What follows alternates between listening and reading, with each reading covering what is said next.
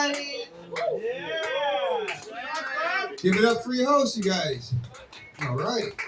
My name is James Esterline, Mac James. I do a radio show for stand-up comedians called Stand Up for News. We're stand-up comics and we tell the news. There's my co-host, Joe Izzo. Yeah, he's going to come up after me.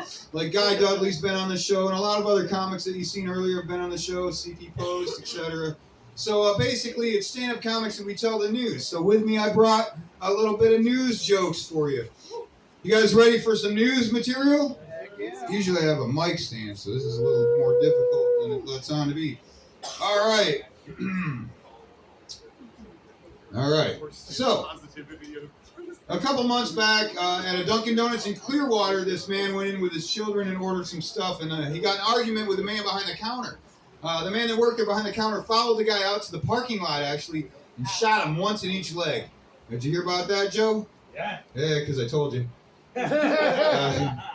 You're supposed to say no. No. But anyway, I guess that guy won't be running on Dunkin'. That's their slogan, right? All right. You hear about Donald Trump the other day? Yeah, he said that he thinks that Black Friday is an Ice Cube movie. It's the day after Thanksgiving, Donald. These are news jokes, you guys. The less you laugh, the more I can get through.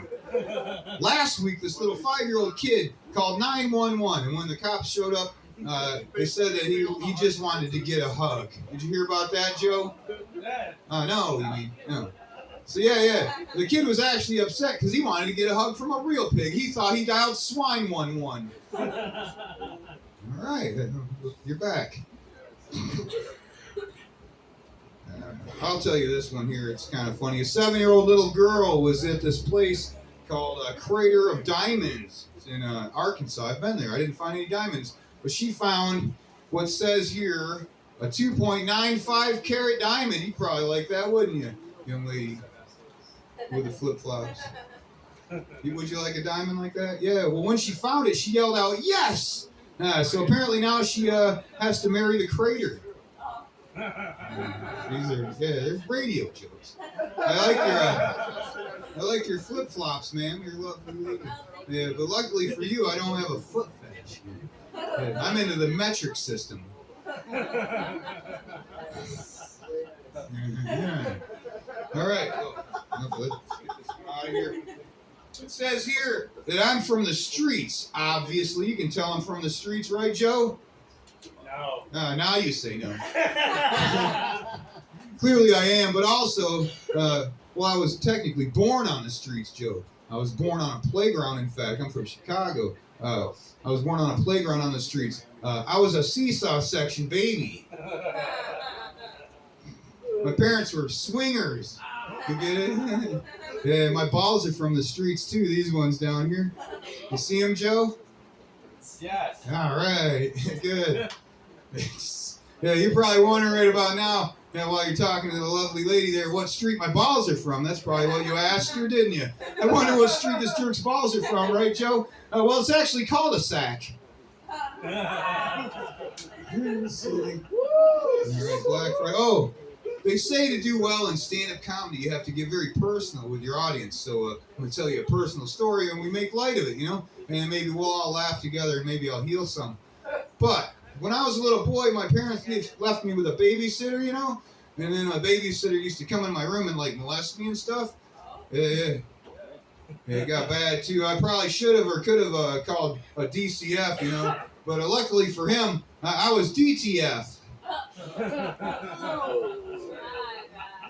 Joe was my babysitter, you guys. He's coming up next. Take care of him, right? All right, here, I'll finish with this thing. It's a math joke, all right? One time, I wound up in 20% blackface. That's not good, right? You guys know what that is, right? Blackface? Yes or no? I need an answer. Oh, good. 20% blackface. See, I got into an argument with Pam, and she punched me in the eye. It gave me a black eye, and I'm like, hey, man, that's not cool. Now I'm 10% blackface. And then she punched me in the eye, in the other eye, It's a math, not a racist joke, a math joke. 10% plus 10% is 20% blackface. Thanks. All right. I'm not great with math, so I don't want to finish on that. So can I tell them one better one than that? It's a real story, too. I was taking my son to that place I told you about in Arkansas, and we drove past this sign, and it was near Hot Springs, Arkansas, and it said, next exit, Cum Lake. C-U-M-B, right? Cum, the B silent, I guess. But my 11-year-old son from the back seat looked up at the sign, he said, and I said, hey, I said, hey, Pam. That lady I was telling you, hey, Pam. Should we pull over here and go and take a dip in Cum Lake?